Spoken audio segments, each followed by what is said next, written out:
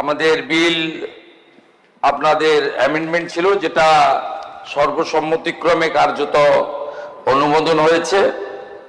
আমি ধন্যবাদ জানাই। আমি বিষয়ের বাইরে আপনি আমাকে বলার সুযোগ করে দিয়েছেন, আমি ধন্যবাদ জ্ঞাপন করি। আমাদের পার্শ্ববর্তী রাজ্য আসামে বন্যা পরিস্থিতি অত্যন্ত উদ্বেগজনক। আপনারা জানেন, সবাই টিভিতে, মিডিয়াতে, আত্মীয় স্বজনের মাধ্যমে জেনেছেন। ওখানে আমাদের বাঙালিরাও প্রচুর থাকেন এবং আসামের সঙ্গে আমাদের অত্যন্ত আত্মিক সম্পর্ক রয়েছে পশ্চিমবঙ্গের সঙ্গে। প্রায় 100 জনেরও বেশি মানুষের মৃত্যু ঘটেছে। ভারত সরকার এবং আসাম সরকার এবং নানা সামাজিক প্রতিষ্ঠান, ব্যক্তিগতভাবে অনেকেই এগিয়ে এসেছেন। ছত্তিশগড়, মণিপুর রাজ্যের সেখানকার সরকারও আসাম সরকারকে সহযোগিতা ঘোষণা করেছে। আমি পশ্চিমবঙ্গ সরকারের পক্ষ থেকে মুখ্যমন্ত্রীর ত্রাণ তহবিল থেকে 10 কোটি টাকা আর্থিক সাহায্য আসাম সরকারকে আমরা দেওয়ার জন্য এখানে প্রস্তাব রাখছি এবং আমরা সেটা আসামের মুখ্যমন্ত্রী মহোদয়ের কাছে পৌঁছে দেওয়ার ব্যবস্থা করব। মহোদয়, আমি দুটো ঘোষণা এখানে করছি। মাননীয় অর্থমন্ত্রীর সঙ্গে আমার আলোচনা হয়েছে এবং অর্থ দপ্তরের সঙ্গেও আলোচনা হয়েছে। দুটোই আমাদের, একটি প্রাক্তন বিধায়ক কেন্দ্রিক আর একটা বর্তমান বিধায়কদের কাজের সুবিধা কেন্দ্রিক।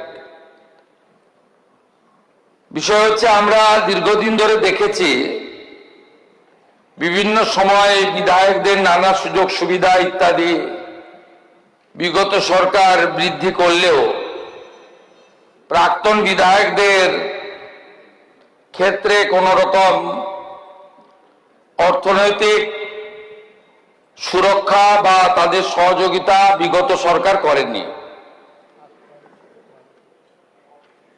এবং আমি হয়তো ওই সামান্য টাকা বিগত সরকার তাদের মনে হয়নি দেওয়ার প্রয়োজন আছে, কিন্তু আমি নিজে বেশ কিছু প্রাক্তন বিধায়ককে আমি দেখেছি ভিন্ন ভিন্ন দলে, তারা অত্যন্ত সততা নিষ্ঠা নিয়ে তাদের বিধায়কের কার্যকাল অতিবাহিত করেছেন।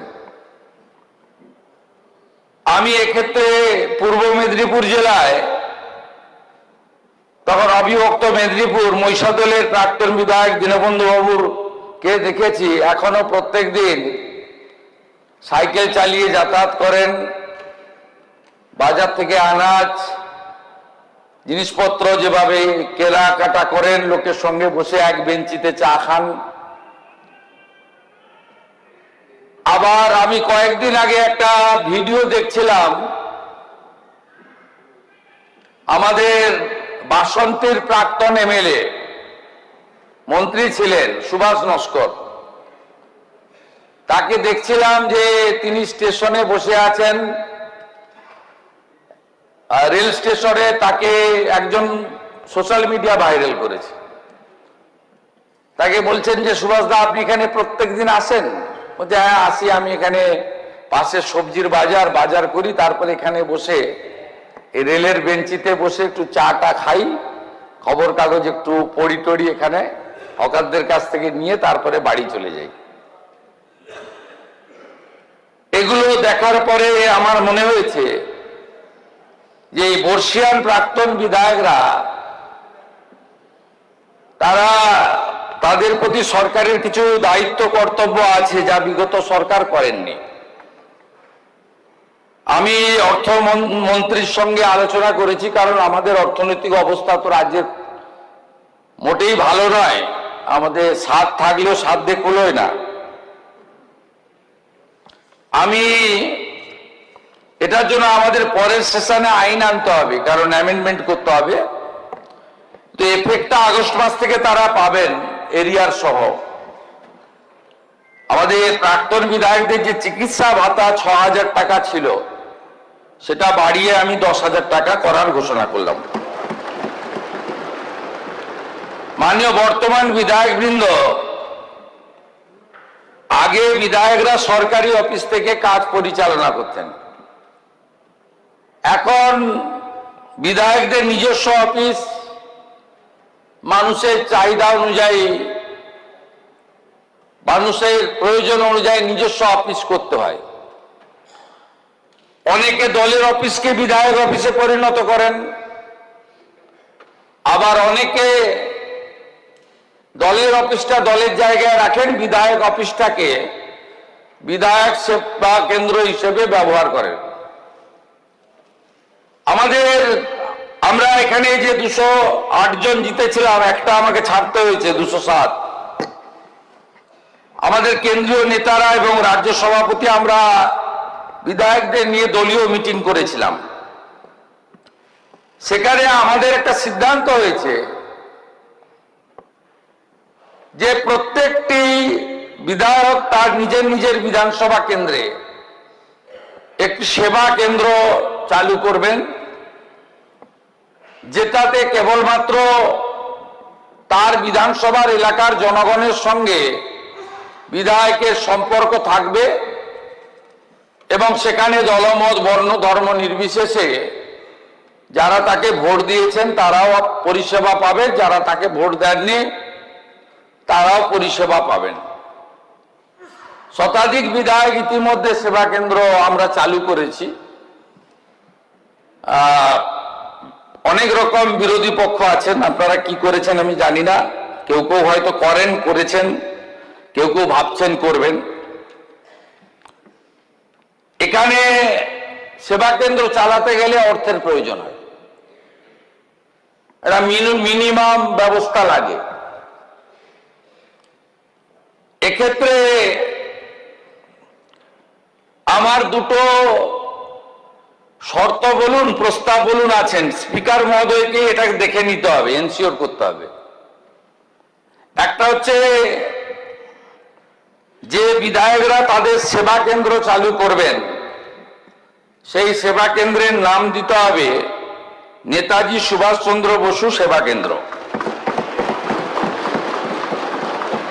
আর পশ্চিমবঙ্গ সরকারের তথ্য সংস্কৃতি দপ্তর থেকে আমরা ধুতি পাঞ্জাবি পরিহিত নেতাজি সুভাষচন্দ্র বসুর একটি ছবি আপনাদেরকে পাঠাবো। ওই অফিসে এটা রাখতে হবে আপনাদের, ম্যান্ডেটারি। এই দুটো কাজ যদি করতে পারেন তাহলে 30,000 টাকা করে মাসে আপনারা সেবা কেন্দ্র চালানো খরচ পাবেন। এটা আগস্ট মাস থেকে পাবেন, পরের বিধানসভায় আমরা অ্যামেন্ডমেন্ট করে নেব অর্থমন্ত্রীর নেতৃত্বে, এবং একসঙ্গে আগস্ট মাস থেকে টাকাটা তখন পেয়ে যাবেন। এই দুটো শর্ত আপনাদেরকে পালন করতে হবে এবং অধ্যক্ষ মহোদয়কে এটাকে এনশিওর করতে হবে। যারা পালন করবেন না তাদের জন্য অর্থ দেওয়া হবে না। পরিষ্কার কথা। এই দুটো আমার, এই তিনটে ঘোষণা ছিল।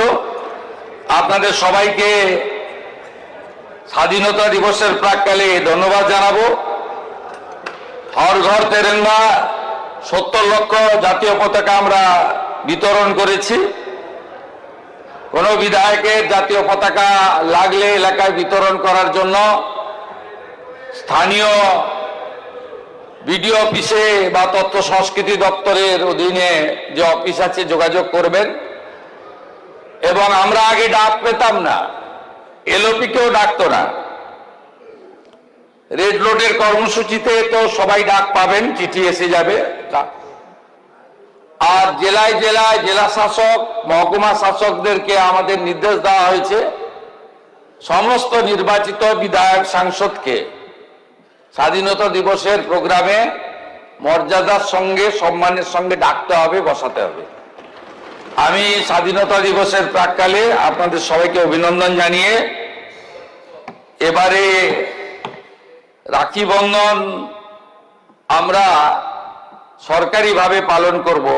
রাখি বন্ধন উৎসব আগে যুব কল্যাণ ও ক্রীড়া দপ্তর করত, এখন যুব কল্যাণ এবং ক্রীড়া দপ্তরের সাথে তথ্য সংস্কৃতি দপ্তর যৌথভাবে রাখি বন্ধন উৎসব সরকারিভাবে গোটা রাজ্যে পালিত হবে। আপনার সবাইকে আরেকবার ধন্যবাদ দিয়ে আমি শেষ করছি।